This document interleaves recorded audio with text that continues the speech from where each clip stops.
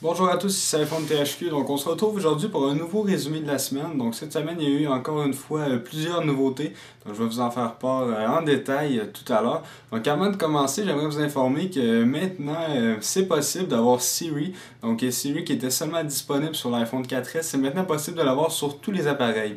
Cependant, vous devez prendre contact avec un serveur proxy qu'on appelle.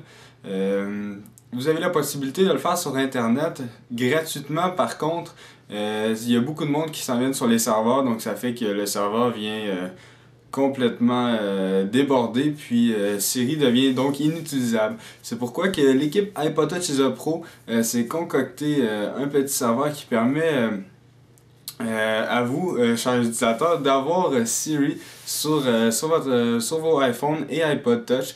Donc, vous avez tous les détails. C'est sûr que c'est payant. Ça s'appelle Siri eSyap. C'est sûr que c'est payant. Par contre, vous pouvez avoir un service qui est vraiment super fonctionnel. Donc, vous n'avez aucun ralentissement pour les réponses de Siri. Donc, si vous voulez plus d'informations, dans la description, il y a un lien qui va vous amener directement sur un blog avec tous les prix.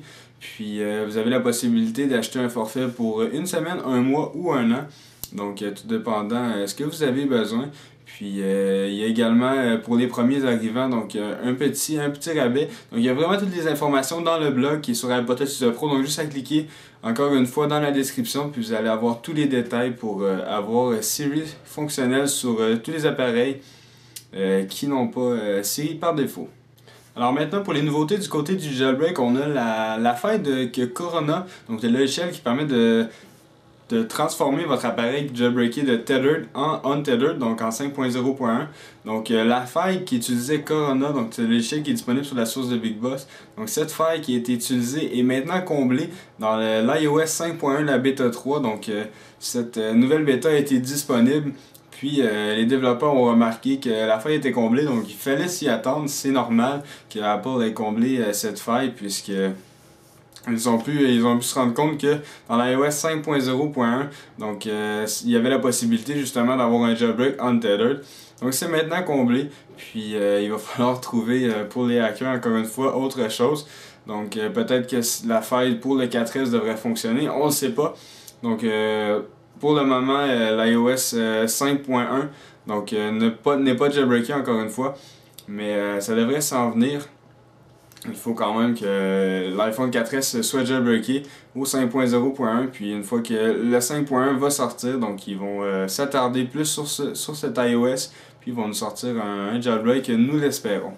Alors maintenant encore une fois du côté du jailbreak, donc j'avais parlé il y a quelques semaines du logiciel Acetino qui permettait le jailbreak en 5.0.1 tethered simplement. Donc ce logiciel-là il fait la même chose que Retino ou Snowbreeze. Donc, pas vraiment Snowbreeze parce que ça crée pas de custom firmware. Il fait la même chose que Retino. C'est seulement compatible pour Mac pour le moment par contre. Il permet le jailbreak de tous les appareils sauf l'iPhone 4S et l'iPad 2. Donc, de façon tethered pour le moment. Mais il devrait bientôt utiliser la faille que pas de 2G est rendue disponible. Donc, pour la 5.0.1. Donc, il devrait utiliser cette faille-là qui va permettre le jailbreak untethered avec Acetino. Donc, ça va être un nouveau jailbreak que vous allez pouvoir tester sur Mac encore une fois seulement, mais devrait être bientôt disponible pour Windows. Donc, Acetino. Alors, encore une fois, du côté des logiciels du jailbreak, on a le développeur iHno qui est le créateur de Snowbreeze entre autres. Donc il a sorti la nouvelle version de iReb. Donc il y avait la version 4, maintenant il y a la version 5 qui permet dans le fond de mettre votre appareil en mode DFU avancé qui permet d'accepter les custom firmware plus facilement. Donc d'éviter toutes les erreurs qui sont reliées à les erreurs 16XX, donc 1600 quelque chose. Ça évite toutes ces erreurs-là. Donc c'est un DFU avancé qu'on appelle. Dans le fond, vous mettez votre appareil en DFU, vous le branchez sur l'appareil, puis iReb il s'occupe de faire le reste. Donc c'est compatible avec tous les appareils qui sont jailbreakés à ce jour. Donc je vous conseille d'essayer ça. Si jamais vous avez des problèmes lors d'une restauration avec un custom firmware, donc essayez le nouveau iReb, la version 5 qui est disponible sur le site de ihno.com. Donc vous avez également un lien dans la description qui vous redirige vers un blog de iPodTouch Pro pour avoir plus de détails. Donc c'est la nouvelle version de iReb, la version 5 par iHno. Alors nous avons encore des informations à propos du jailbreak de la puce A5, donc pour l'iPhone 4S et l'iPad 2. Donc on a des informations via Twitter qui nous vient de Poxy Ninja, qui nous informe, pas sur la date de parution, il nous informe simplement que le jailbreak devrait être un des plus réussis.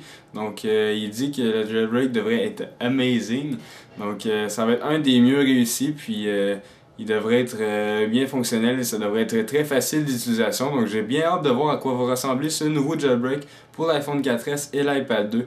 Ça devrait arriver encore une fois très bientôt. J'avais dit ça la semaine passée, mais c'est sûr qu'on n'a pas de nouvelles pour la date de sortie. Mais ils disent toujours que c'est très rapproché, donc ça devrait arriver d'ici une semaine, voire 2 semaines. Donc on attend ça très bientôt, puis j'ai bien hâte de voir à quoi va ressembler ce jailbreak. Alors encore une fois une nouvelle en lien avec le jailbreak, mais cette fois-ci plus du côté des SIM-Lock. Donc ça fait très longtemps qu'il n'y a pas eu de nouvelle version de Ultrasnow qui permet le D-SIM-Lock des nouveaux baseband. Donc présentement, Sheriff Asim travaille actuellement sur le D-SIM-Lock de plusieurs nouveaux baseband. Donc entre autres le 04.11.08 puis le 02.10.04. Donc deux basebands qui ne sont pas D-SIM-Lockés à ce jour. Donc il travaille là-dessus, puis ça serait très intéressant d'avoir, très le fun d'ailleurs, d'avoir un D-SIM-Lock pour ces appareils, puisque présentement le dernier D-SIM-Lock pour l'iPhone 4, c'est le 01.59.00, donc ça fait quasiment un an, même plus, qu'il n'y a pas eu de D-SIM-Lock, donc de façon logicielle, puisqu'il y a possibilité toujours de D-SIM-Locker sur iPhone avec la gueule eSIM, ceux qui connaissent, donc j'en parle pas plus en détail, mais c'est une petite SIM que vous pouvez acheter, puis ça permet de désimlocker votre appareil. Donc c'est sûr que parfois il peut y avoir des bugs, mais il n'y a pas de version d'Ultrasnow qui permet un désimlock logiciel. Donc Sheriff Asim travaille sur ça en ce moment, puis ça serait très le fun d'avoir un désimlock logiciel de très bientôt. Alors c'est pas mal tout pour les nouveautés du côté du jailbreak. Maintenant j'ai une nouveauté pour Apple, c'est une rumeur. Donc à propos de l'iPhone 5, sur le site d'Apple présentement il y a une image qui s'affiche à l'instant. Vous pouvez remarquer, là c'est peut-être petit un petit peu, mais il va y avoir une redirection en bas pour aller sur iPod Touch Pro puis l'avoir en plus gros. Mais je sais pas si vous remarquez sur l'image, donc à l'arrière des trois personnes, il y a sur le mur une image d'iPhone qui aurait un écran 4.5 pouces. Donc, puis vous pouvez remarquer également que la forme de l'iPhone est différente. Donc peut-être que c'est le futur iPhone 5, puis Apple essaie de nous laisser un petit indice. Donc il devrait peut-être montrer ce futur iPhone 5 d'ici une prochaine conférence. Donc ça serait bien le fun d'avoir un iPhone 5 avec un écran 4.5 pouces. Donc on en parlait beaucoup pour le dernier iPhone. Malheureusement il était pareil que l'iPhone 4. Donc peut-être que l'iPhone 5 sera très différent. Donc on l'espère beaucoup. Donc c'est pas mal tout pour les nouvelles cette semaine. J'espère que vous avez apprécié la vidéo. Je vais maintenant passer à l'application de la semaine. Alors cette semaine pour l'application de la semaine, c'est iKiwi. Donc c'est une application qui est sortie pas cette semaine mais l'autre semaine d'avant. Je tenais à la mettre quand même dans l'application de la semaine parce que c'est une application que je trouve qui est très utile. Donc ça permet d'ajouter une rangée sur votre clavier puis de choisir ce que vous voulez mettre dans vos touches. Donc vous pouvez mettre des raccourcis dans vos touches, puis c'est vraiment plus rapide pour écrire des messages. Donc je vous conseille vraiment cette application. J'ai pas fait de vidéo, par contre Alex en a fait une. Donc iPod Touch Pro, vous allez sur sa chaîne ou directement cliquer sur la notation qui apparaît à l'écran, puis ça va vous rediriger vers une explication complète de l'application iKiwi. Donc je conseille vraiment cette application. Je crois qu'elle est payante. Par contre, c'est une très bonne application, puis ça peut vraiment vous faciliter la tâche. Donc c'est iKiwi pour l'application de la semaine. Alors, on devrait se laisser là-dessus. Puis j'espère que vous avez apprécié la vidéo. Laissez un petit j'aime, un petit commentaire si vous avez apprécié. Puis n'oubliez pas de vous abonner à mon canal YouTube juste en cliquant sur le bouton s'abonner. Ça va permettre de recevoir toutes les prochaines vidéos que je vais mettre en ligne. Visitez également mon Facebook, mon Twitter. N'oubliez surtout pas de visiter iPodTouchPro.com. Merci beaucoup, au revoir.